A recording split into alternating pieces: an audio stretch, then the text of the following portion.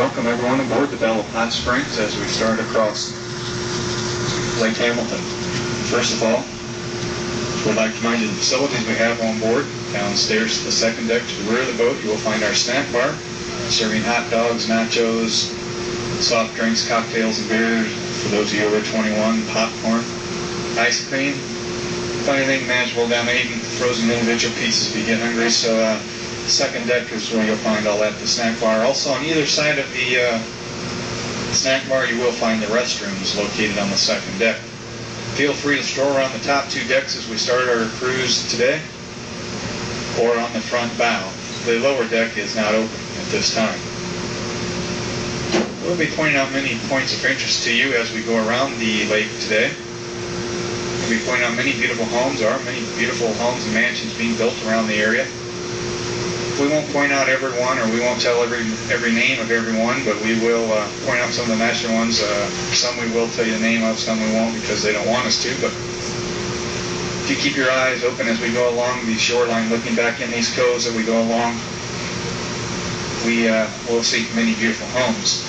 You notice these condominiums off to our left front here. This is South Shore condominiums. This is a timeshare condominium. I'm sure most of you are familiar with the timeshare concept.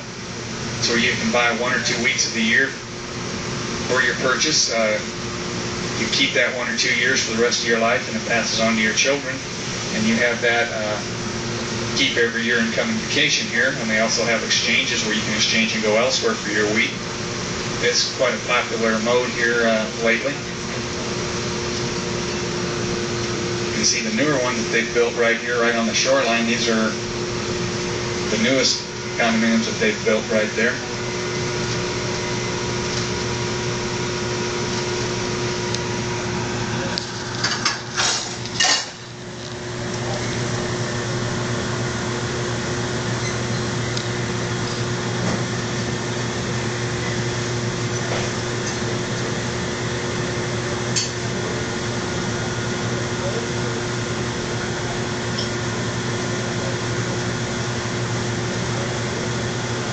If you notice the bridge to our right here, this of course the Highway 7 South Bridge.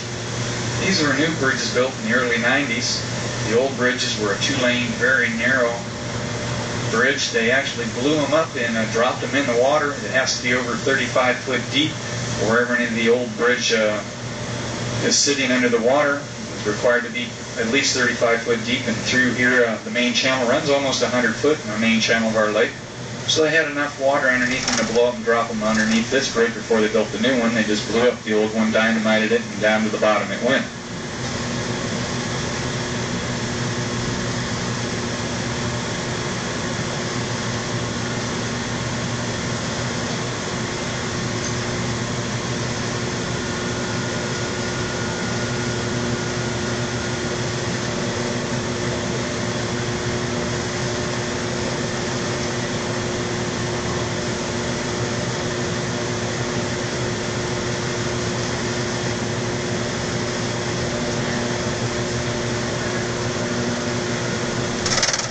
As we approach to our left front, you'll see the brown home out on the point here. This is owned by the gentleman that has Oak Lawn Racetrack, Carl Stella. He also has another home right on the racetrack. This one's used principally by his children nowadays. Oak Lawn is our racing facility in town here. It is the 4th busiest track in the country when it runs from January through April. I believe their handle is just about averages $2 million a day, along with the simulcasting. So it is quite a busy track as far as money handle goes. And Mr. Sella owns this home here as well as the racetrack and the home on the racetrack, and they are out of the St. Louis area. Our race season does run, as I mentioned, from January through April. They do house up to 2,500 horses on the track, so it is quite busy and quite large, and they are expanding all the time and building more barns. Many trainers, all the big trainers come here, especially in the second week in April when they run the Arkansas Derby. All the big names come for the Arkansas Derby. Some of the people that do run here, of course, I'm sure you're familiar with the country singer Reba McEntire. She has racehorses that are trained by Lynn Whiting here in Hot Springs and runs out of here.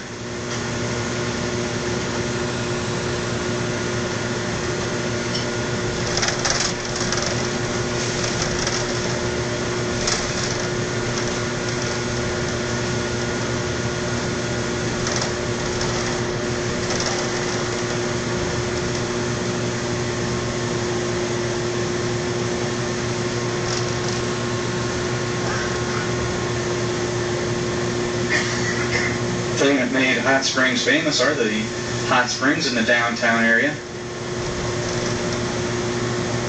If you go to the downtown area, you will see the hot springs. There are 47 hot springs in the downtown area.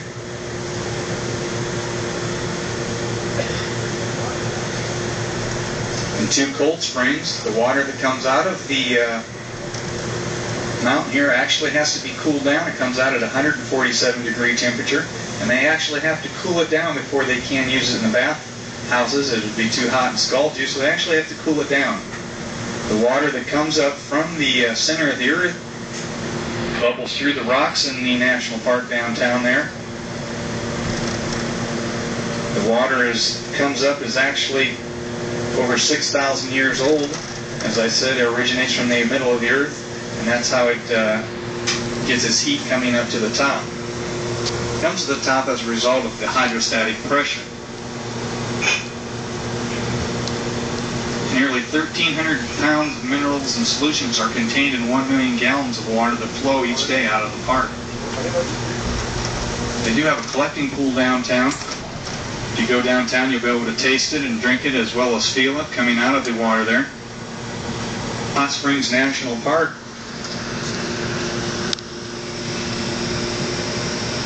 is the smallest national park in the country.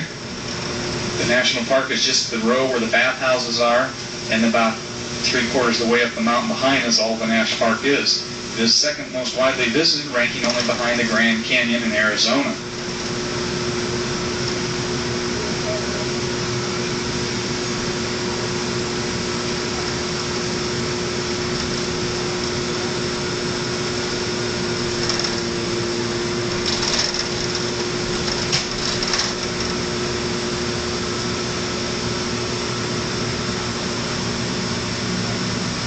We have a very lovely piece of property coming up on our left here. You'll notice he built a gazebo out in the first little island here as we go by. Then as we get a little longer, a little closer along and towards his house, as we go by the house and his gazebo land here, just notice how much lakefront property he actually has. He has quite a bit. If you've ever built a seawall yourself, you'll know he has quite an expense wrapped up just in the seawall alone. I've been told, as we come up to the home of the water fountain here,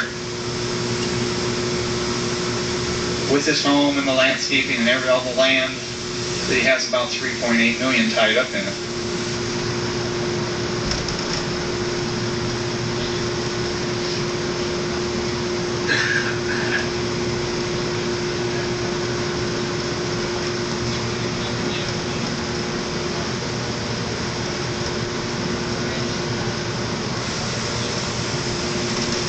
Very lovely home.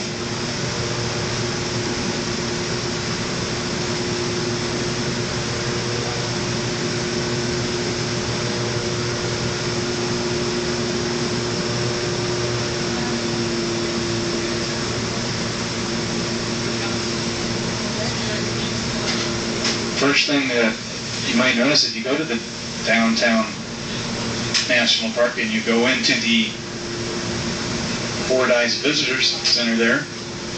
This is a bathhouse that your government spent $5.5 million refurbishing to its original condition. They do give free tours in the bathhouse. I highly recommend going and seeing it. It's got stained glass, marble on the floor, marble old tubs. It's quite beautiful, and many old historic pictures. Well worth your time going through the Fordyce downtown. As I mentioned, your government spent $5.5 million of your dollars to refurbish it, so take advantage of it. It is quite beautiful. And you can get a feel for the past. Of course, Hot Spring does have quite a checkered past. Gambling was done quite openly here from the early 1900s till 1968. In 1968, Governor Rockefeller at the time sent in the state police, and they smashed all the one-armed bandits up, and the blackjack tables were taken away and the crap tables. And it ceased to be happening after that. However, it never was legal in Arkansas, even though it was done for over 60 years openly. But it was never legal, and they finally closed it down in 68. If you go to the downtown area and you look at the buildings on the west side of the street, opposite the bathhouses, you'll notice there's a second and third story on each one. Well, this is where all the old gambling was. The gambling halls were in the second story, and usually the bordellos were in the third story.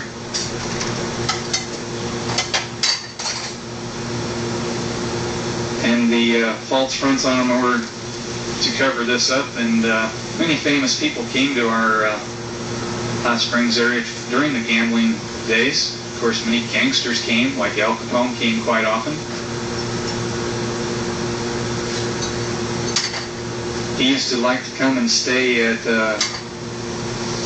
the Arlington Hotel, which is right across the street from one of the more famous gambling establishments at that time, known as the Southern Club. It was located now where the Wax Museum is.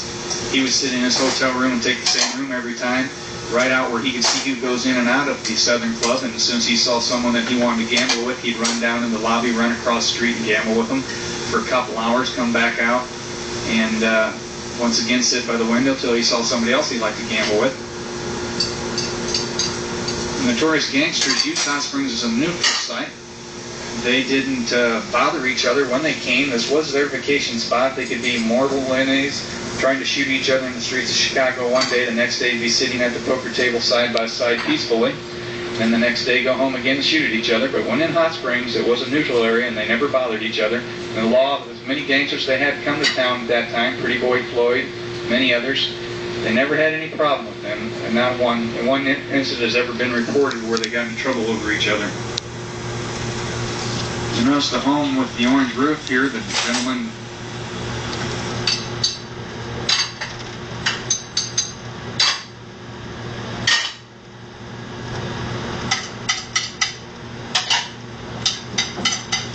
built his home right out over the water here with the balcony.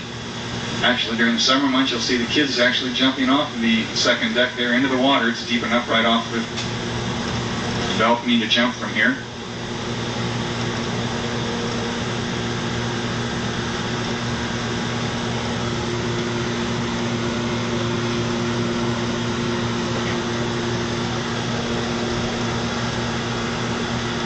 You'll notice the kind of light blue or grayish home with the black railing. Very lovely home with a swimming pool right here. That's a swimming pool where the gray is there. If you look down in this cove, we can't get in there because it's too small for us to turn around in, but if you look down in here, you'll see some pretty homes back in here.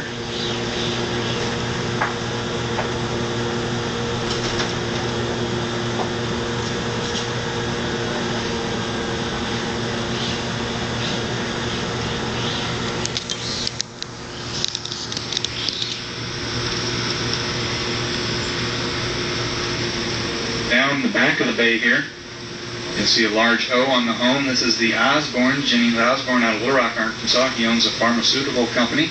It's well lit up at night. Very lit up. He even has a helicopter pad here at his home. So as I mentioned, he has a pharmaceutical company out of Little Rock, Arkansas. You might have heard him from the national news. He's a gentleman in Little Rock that did the 2 million Christmas bulbs on his home over there and then increased it, I think, to 4 million. And finally they got a court order. Maybe his neighbors decided it was too much of a bother with all the traffic going by to see it. Well, this is the gentleman that had the same gentleman here.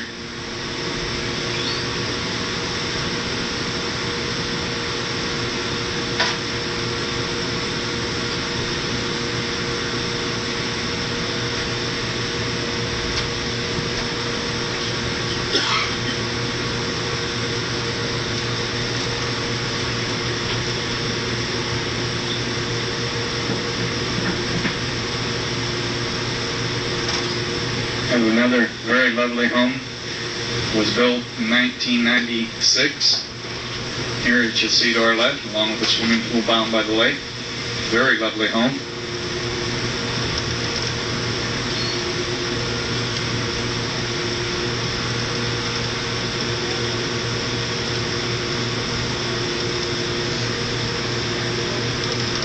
The discovery of this area is credited to Hernando de Soto. He was the famous Spanish explorer who was said to have gone through the area in 1541.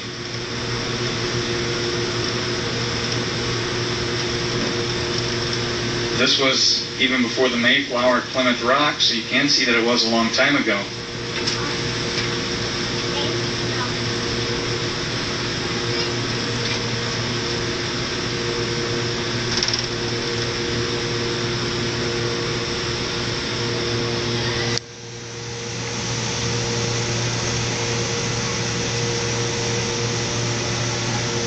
DeSoto liked the area so much he never left. Him and his men, by the time they got to Hot Springs, most of them were ill or sick.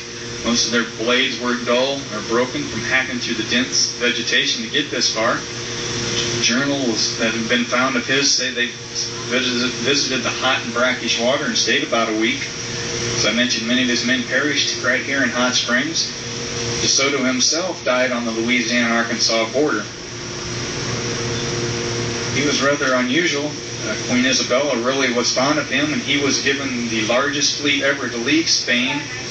He had over 500 horses alone on his expedition when he left. She was quite fond of him, and that's how he secured such a large expedition. But as I mentioned, he died here. If you look back to our left, this is a development of the beautiful homes being built back in here, known as Driftwood Point. Because of the depth of the water, won't be back in there. But if you look, you'll see some very lovely homes that have been built back in this area. We have DeSoto to thank for the famous suey pig. The Razorbacks will remain food supply on the ships for the men. Of course, when the men came to Hot Springs and got sick, the pig started running wild in the woods and adapted quite well to the heavy forest around the area. Started multiplying and breeding, and still doing quite well in most of southern Arkansas today.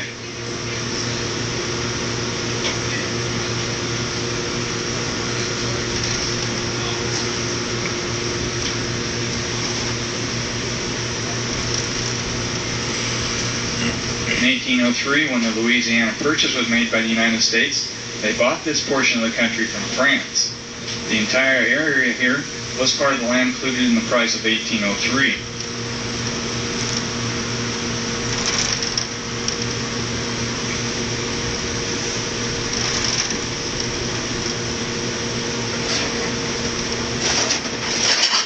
As we approach this next point on our left, you'll notice there are no homes here. There is a cottage, a little cottage for the caretaker to have, and then there is a banquet hall.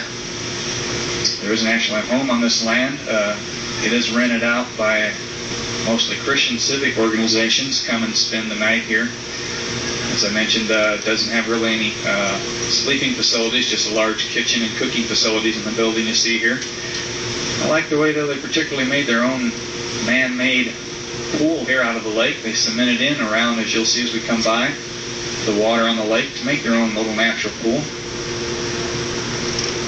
In the early 90s, this lot was put up for sale. If you wanted to buy this little island, they were asking just short of $1 million for it.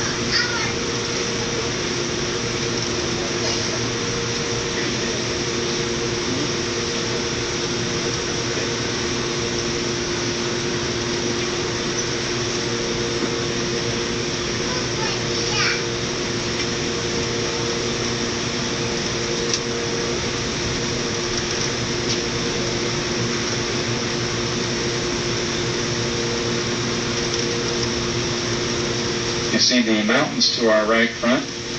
Very pretty mountains. Music Mountain. And then beside that is West Mountain. And then behind that is Sugarloaf Mountain. If you go to the downtown area and go to Winnington Avenue, you can drive up on top of West Mountain. There is a very beautiful drive up on top where you can look over the town and the mountains up there. There's a big National Park sign, brown and yellow sign that will say West Mountain with an arrow. Just follow that up off of Winnington Avenue, and you can go up on top of West Mountain, see around. It is quite pretty. There are hiking trails all throughout the mountains here if you like to hike in the woods.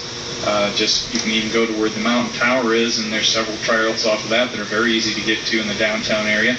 To get to the mountain tower, which I'm going to show you in just a minute, you just go to the Arling Hotel and take the street to the right there all the way up to the top of the mountain. That is also the mountain that the National Park is located on. And it's three-quarters of the way up is the National Park. And the last quarter is privately owned, and thus the city built a $1.5 million tower that you can go up and look around the area. I'm going to show you that in just a minute when it comes into view. There are hiking trails all throughout these mountains in the area here if you'd like to do that.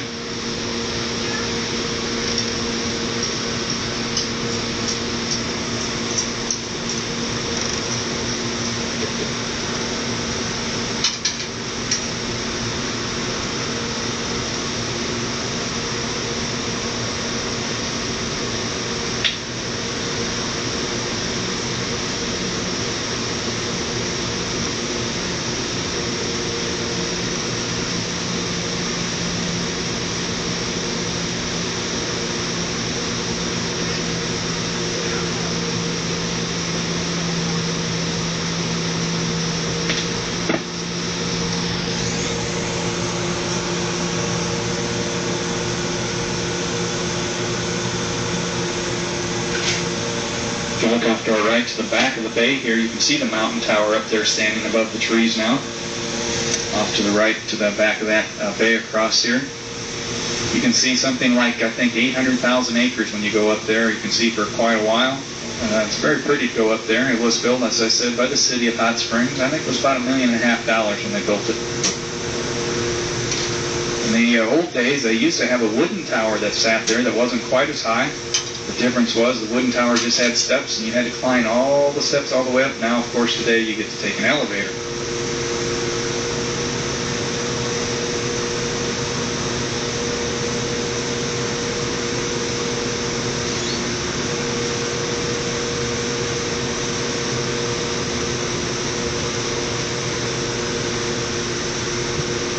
If you look ahead of us to our left, you'll see several islands out in the lake here.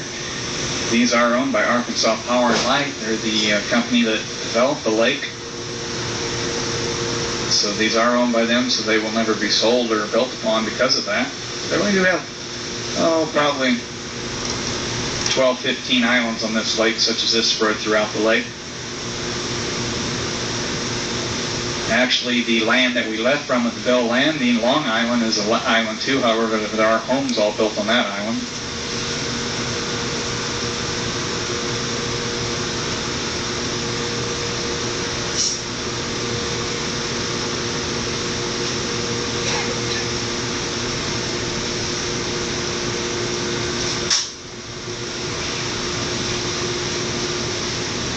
Of course, we have many different Indian tribes that ran through the area here back in the old days when DeSoto came and so forth. One of the more peaceful, loving Indians were the Caddo Indians. They weren't a warlike tribe. They actually built their homes out of thatched roofs and were farming Indians, did a lot of farming. One of the more fierce ones was the Osage Indians. They were a very small tribe, but they won most of the battles they were in. The reason for this was because they discovered the rock Navaculite, which is a rock that's found just through the 15-mile radius through Hot Springs here. It's the finest sharpening stone known to mankind, and the Osage Indians discovered that and sharpened their bows and arrows and hatchets on it. And they could be outnumbered something like 4-1 in a battle and still win just because of their weapons were so much superior to their foes. The rock Navaculite was the first thing that brought white man into the area. They came in to mine this Navaculite. As I mentioned, it was found only in this 15-20 mile radius through Hot Springs here. Before the laser was invented, all of the surgical instruments, such as scalpels and so forth, were sharpened on the Navaculite stone. So you can see it was an excellent stone for sharpening your knives and blades. You can purchase the Navaculite and take home with you in the gift store when we get back. They do have some for sale there. And it still is the finest whetstone known to mankind today, even to this point. They have in recent years discovered a tiny little vein in Japan of Navaculite. However, this is the only place in the world that is still mined.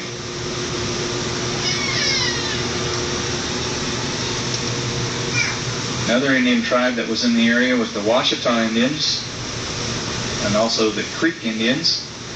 They had a very large Indian war right on the water that we're on through this area now, between here and ahead of us on the bridge. They had a strong dislike for each other. In fact, I guess probably the Creek Indians didn't do real well because They lost the battle. The Washita Indians are still around. However, there are no Creeks left known today. I think they have become an extinct tribe.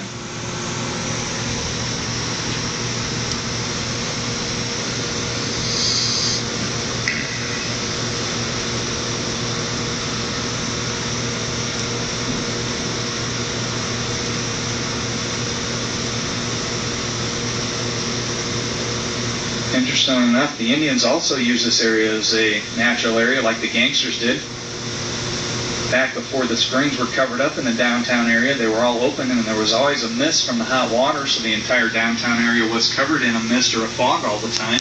The Indians believed that it was the Great Spirit breathing on the water that caused this mist. Thus it had magical curing properties. They would bring their sick and camp for weeks, have them drink this magic water, hoping to cure a variety of ills. One tribe would not bother another all the way through, even as far coming from Oklahoma through the area. As long as they were bringing their sick with them, they could camp peacefully alongside and leave peaceably and never have any problem. Very large home that you see to our left here is that of Dr. McFarland out of Pine Bluff, Arkansas. He is the eye doctor that invented the no-stitch eye surgery, the RK eye surgery.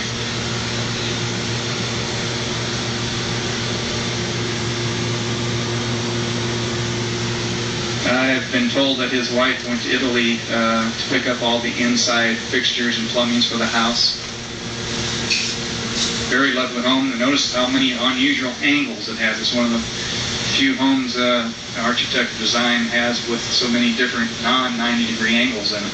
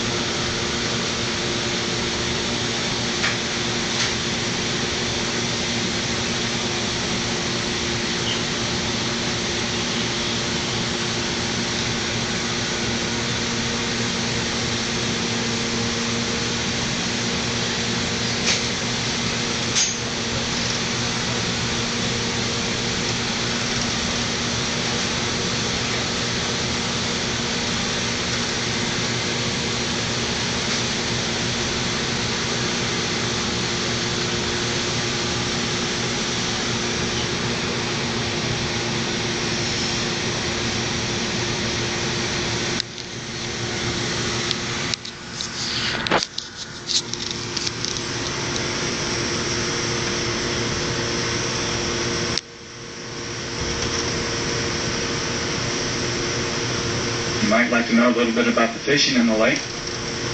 This lake does contain largemouth bass, striped bass, Kentucky bass, black bass, hybrid bass, silver bass, trout, crappie, walleye, as well as a variety of panfish and catfish. We do have a fish hatchery located on this lake that helps keep the lake well stocked. They raise over 5 million small, largemouth bass a year in this hatchery and then ship them throughout the United States. So they keep this lake very well stocked with this. The state record striped bass did come out of this lake right here that we're on. I believe it was around 42 pounds.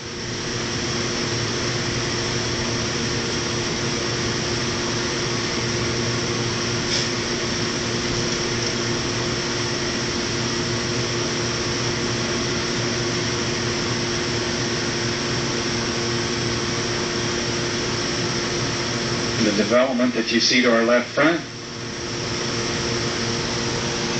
known as Stonegate Shores.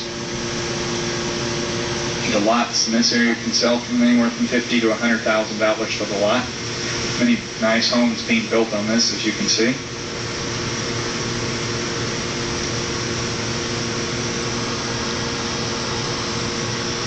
The lake we're on now, Lake Hamilton, was built by Arkansas Power and Light. This is the oldest man-made lake in the country. They started construction of this lake in the 1920s. The board finally finished one of the dams. about the mid-20s, and actually got everything all flooded and done in the 1932 time the last dam was done. C. Hamilton Moses, which this lake is named after, was Arkansas Power and Light's general counsel. He was a Little Rock attorney that also owned much of the land around the area here, and he donated quite a bit of land to the Arkansas Power Light so they could form this lake. So they named the lake after him. Harvey Couch was another gentleman that was very instrumental in getting it passed through the legislature so they could go ahead and dam it up. And Lake Catherine is named after his daughter. Lake Catherine is the lake on the other side, below this one on the other side of the dam. Ahead of us, if you keep going to the very end of the lake, you'd run into Blakely Dam. That is the dam between Lake Washita and this lake. The dam that's on the other end of this lake is Carpenter Dam. It was named after a gentleman that was just an old riverman. He never had any formal education or anything. He's just been his whole life on rivers and lakes, and he knew about the flow of water. And he suggested before the Corps of Engineers came in and did their measurements where the 3 dams should be built on this lake. When the Corps of Engineers came in and did all their transit shooting and everything with their accurate instruments, they found out he was just inches off on each dam. They were so impressed that he could be that accurate without any instruments that they named it after him. They are both hydroelectric dams that produce 56,000 kilowatts of power on the Blakely, and I believe it's 42,000 kilowatts on the Carpenter Dam. So they have, give you an idea, that's enough to light up New York City. So quite a bit of power is produced out of these 2 dams.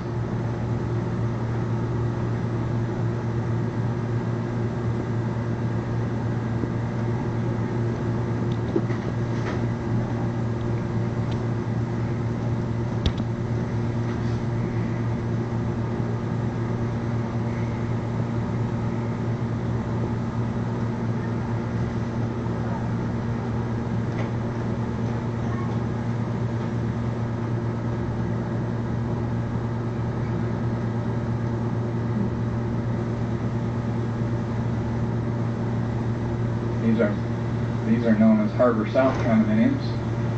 Then you see the 70 bridge. As I mentioned, the lake does continue on for several more miles up through this area.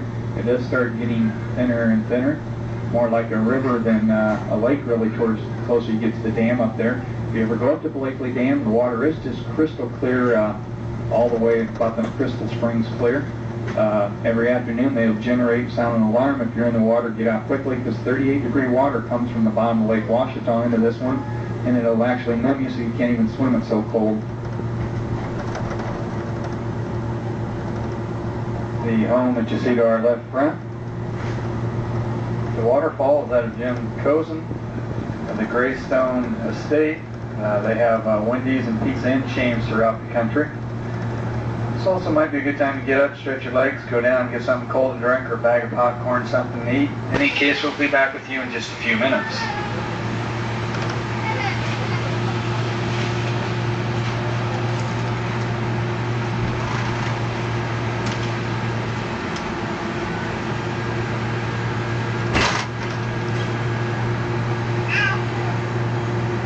We do have some very beautiful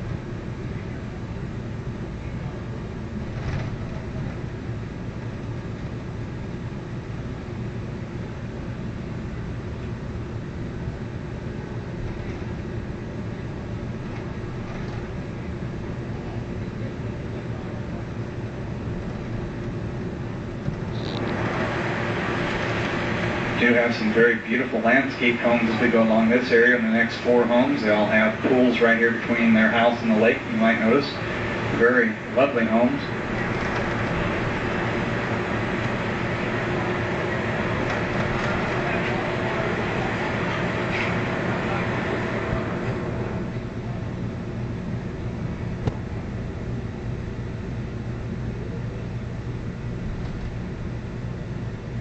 Then ahead of us, the condominiums that you'll see coming up will be known as Scully Point condominiums.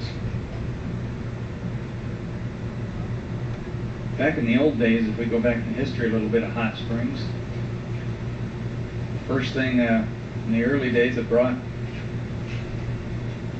people to the Hot Springs, of course, were the springs in the downtown area.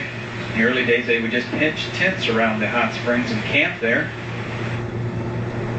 Then some people figured out that this was a very good thing, and they started setting up and trying to buy the land for themselves. However, in the 1800s, the president was informed by his advisors of this, and they said they thought it would be quite beneficial to keep it open to the public, not to let one individual buy up the land as they were trying to do and start charging to use the springs. The problem was there were no national parks at that time. They had no way of going through Congress to get it established for the public. In fact, they didn't even have reservations at that time. In 1832, the president declared Hot Springs a reservation. This was the first reservation. There weren't even any Indian reservations at that time. This was the first reservation in the United States in 1832. It stayed a reservation until 1921, when they did then have the national park system set up, and it was made into a national park from a reservation in 1921.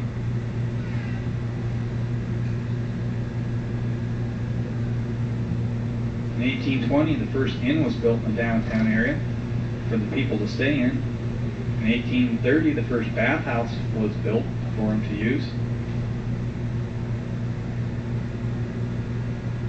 The reservation that the government set up covered a 4 square mile area in the downtown vicinity.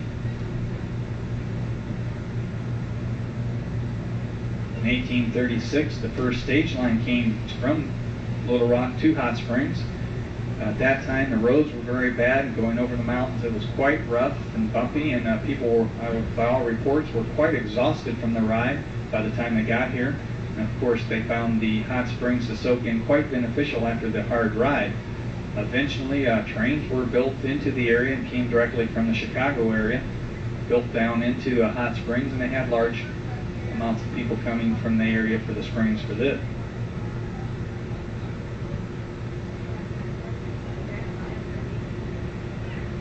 By 1873, there were 2,400 people in Hot Springs. There were 12 hotels.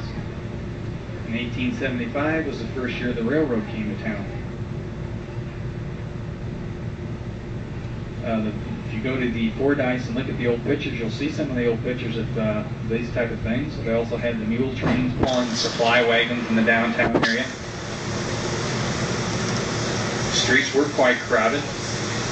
In the early day, the sewage system actually ran through the middle of the town and the downtown area. And of course, today it runs underneath the city streets. In 1882, the construction of the Army-Navy Hospital was built. They had the best cure rate per patient in the world in this hospital at that time. So many people came from the many big city areas to come to the hospital to use it under this very good success ratio that they had.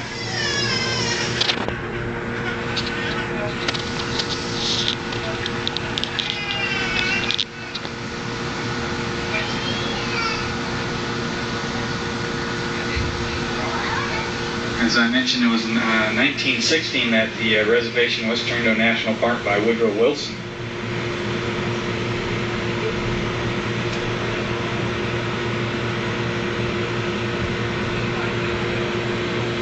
In the old days, we had many famous people visit the area. Dizzy Dean, the old pitcher, was here quite often. Babe Ruth, Jesse James, Al Capone, as I mentioned earlier. Douglas Fairbanks, Lillian Russell, Herbert Hoover, Will Rogers, Andrew Carnegie, William Jennings. Nowadays, the most famous person in Hot Springs was President Bill Clinton. He went through all of his schooling in Hot Springs from elementary school and graduated from Hot Springs High School.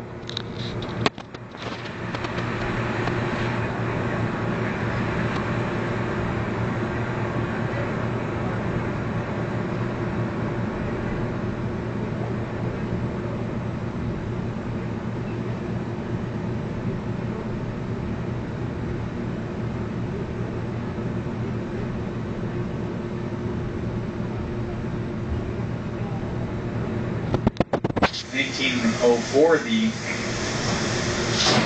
first Scottish scientist came to the springs to study in them, a gentleman by the name of Dunbar.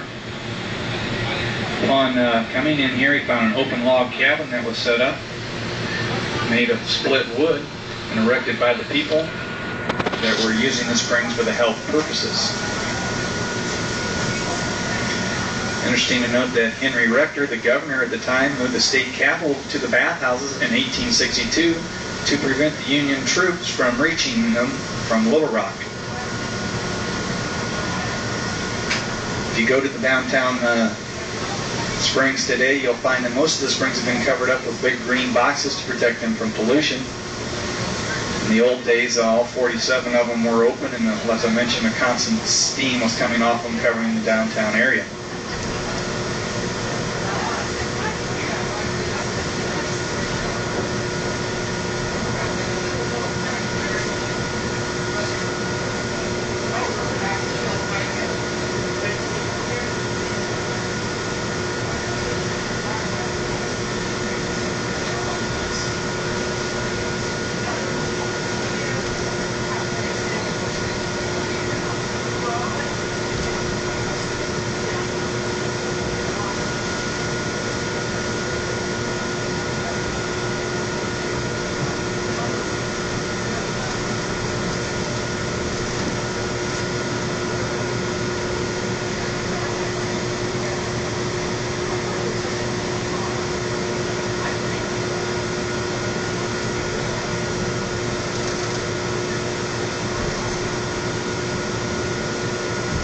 Once again, through this area, you'll see some very lovely landscape homes here in the point.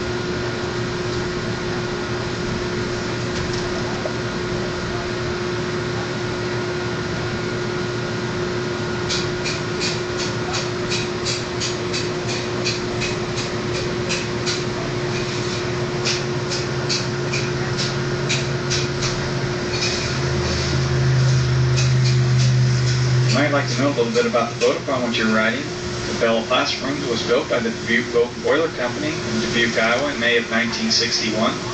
The hull was constructed in the factory at Dubuque. It was then cut into quarters, shipped by rail to the shores of Lake Okoboji in northwest Iowa. There the hull was reassembled, the superstructure was built on, and it was launched as the SS Empress in May of 1961. The Empress supplied the waters of Lake Okoboji until September of 1983. Bob Burrow had the boat built for his family, and his family has continued to run it to this day. It ran for 23 years in Lake Okoboji. Then in the fall of 1983, it was pulled out of the lake. It was cut into quarters. The top two decks were cut off, then cut down the middle, and the bottom two decks were cut down the middle. It was loaded onto 5 semis and shipped to Hot Springs by a trucking firm. There's quite a tale that goes with this. The gentleman that had the contract to haul the boat also hauled boats for the Navy. He was one of the only 2 in the country that had a rig big enough to carry a load such as this. He was supposed to pick up the boat's pieces by September of '83 and have the boat delivered to Hot Springs in October. However, this was about the time that the Grenada invasion was being planned, and he knew about it weeks in advance. Only those immediately inside the White House knew it other than him, but he had to haul gunboats for the Navy from San Diego, California, and Seattle, Washington to Key West, Florida. To do this, he had to use the trailers that were to haul this boat.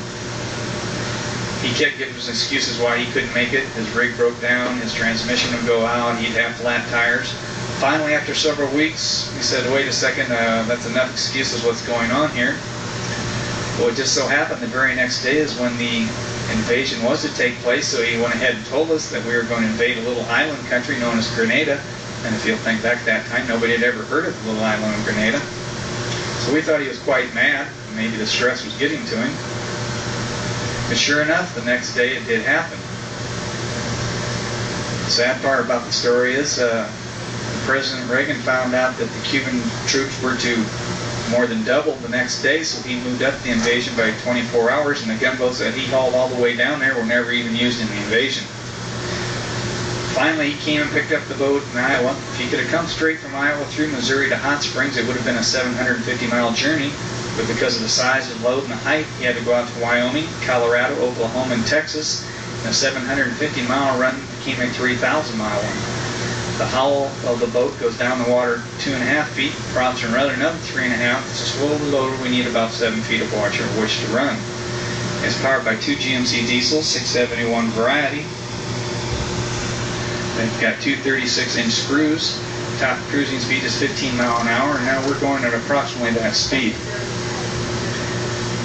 The Belle was built to carry 400 passengers. Condominiums that you see off to our left are known as twin point condominiums. And if you look ahead of us, I'm sure you can figure out how they came up with this name.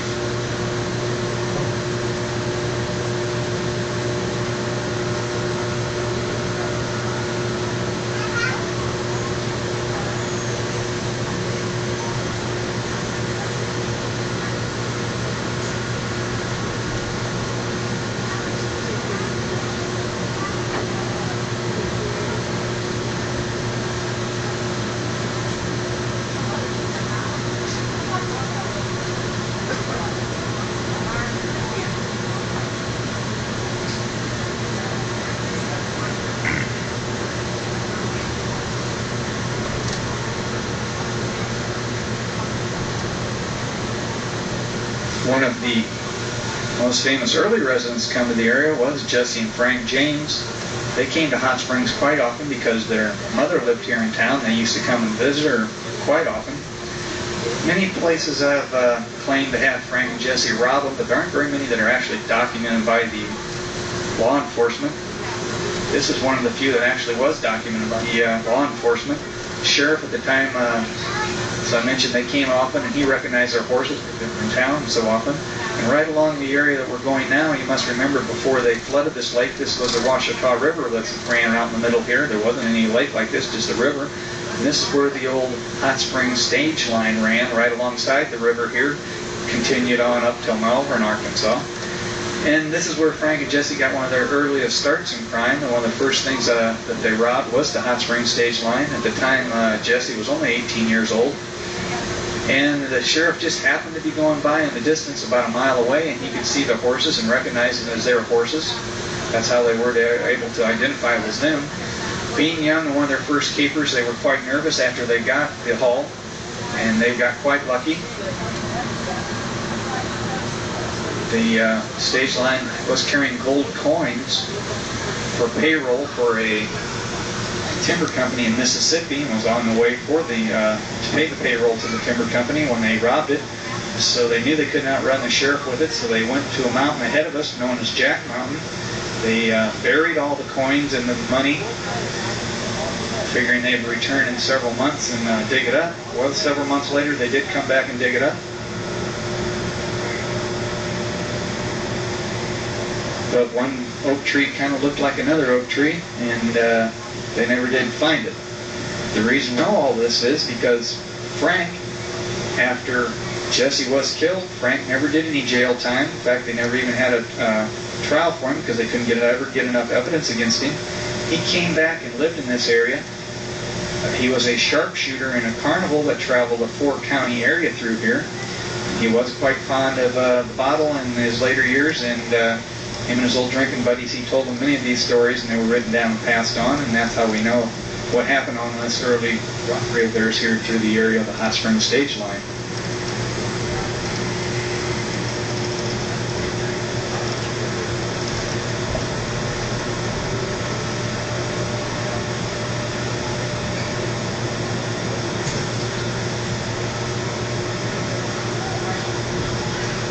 As we come up to this next point here, this was one old piece of property from the tan house on. The original family cottage was the white one with the green roof. Then the children remodeled the tan one and stayed in it. Then there was a caretaker's cottage on the back side. In the early 90s, this point here was offered for about $1.2 million. Since then, they have sold a portion of it off, and a very limited home was built out on the point here.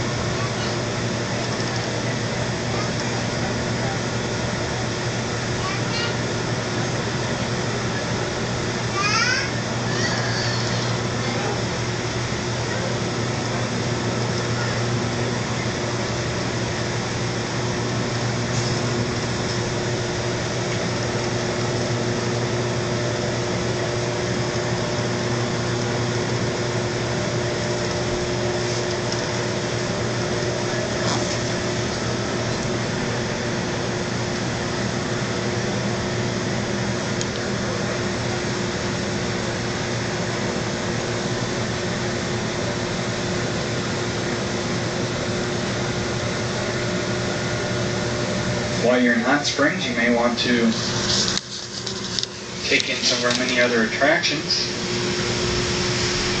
As I mentioned earlier, the Mountain Tower that I showed you, you can go up and see a panoramic view of Hot and put your imagination to use and let it museum in, where you can pull, twist, squeeze, and launch many fantastic devices.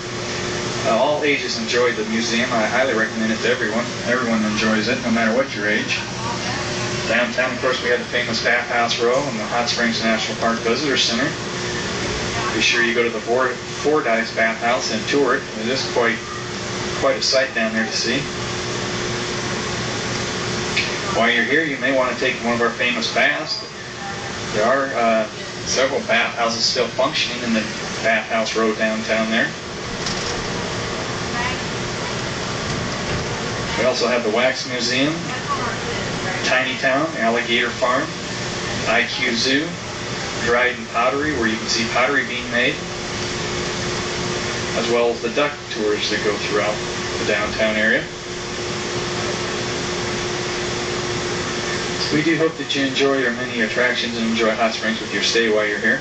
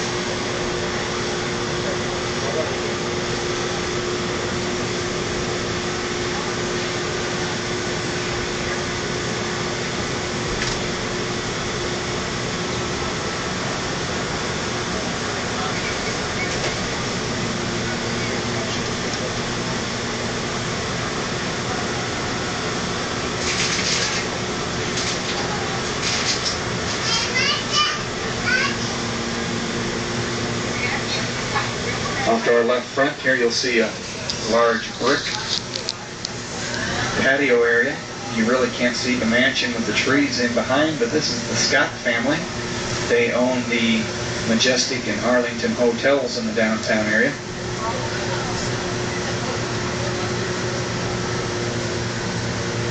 Then the gray condominiums are known as North Shore.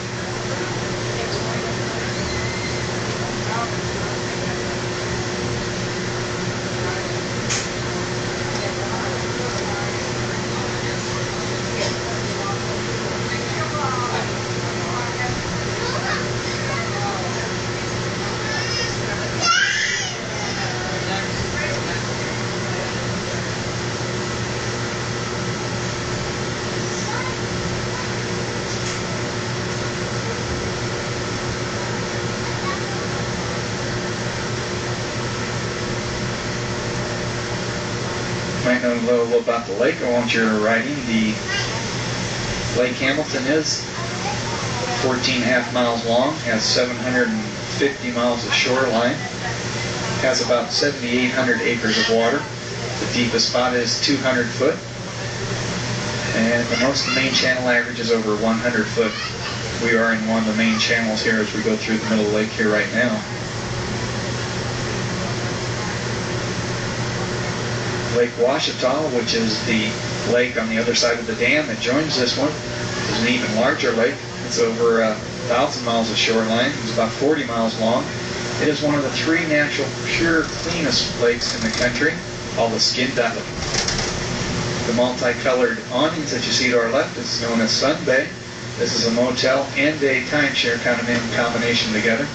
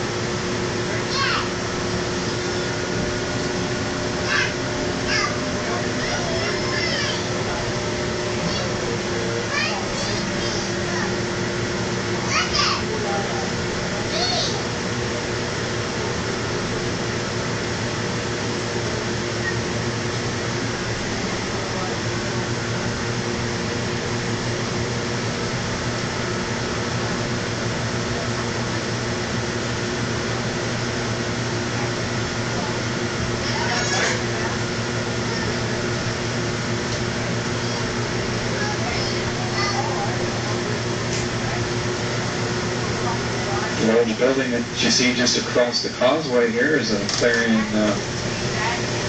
Resort Hotel over there.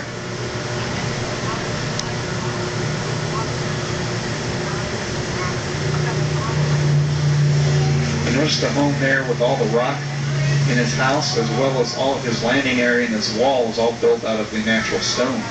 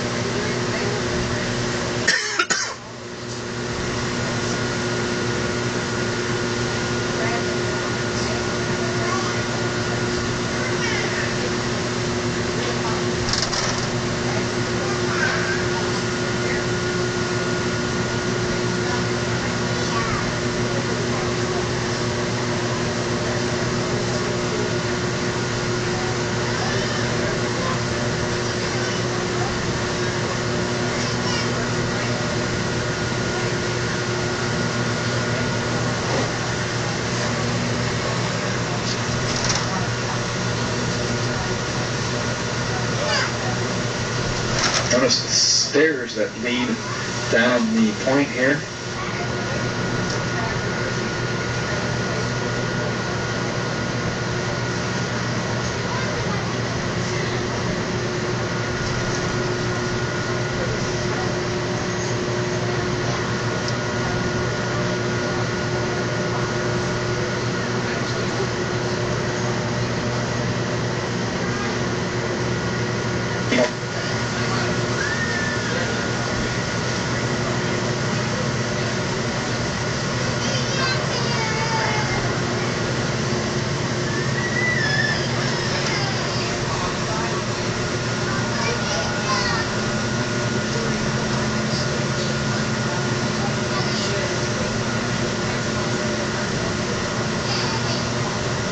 As we come up to this next point here, you might notice the stairs that lead down the point here. If you'll notice as we go by, they continue right on under the water. The reason for this is the spot when the Corps of Engineers came and started building this lake. This was their main entrance, where they brought all their surveying equipment and everything every day, and they got tired of going up and down. That time it was no water here, just a drop off, and they got tired of hopping up down the cliff, so they poured this cement. And it continues on into the water, as you can see, about 2 or 3 foot down, and this is where they entered the lake every day when they were building the lake.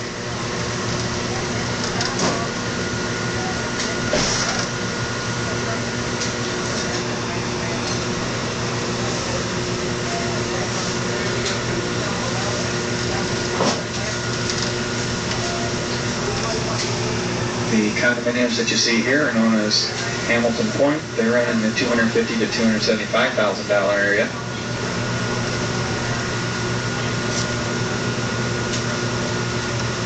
And you'll notice the one right on the point here, the new building that's facing us.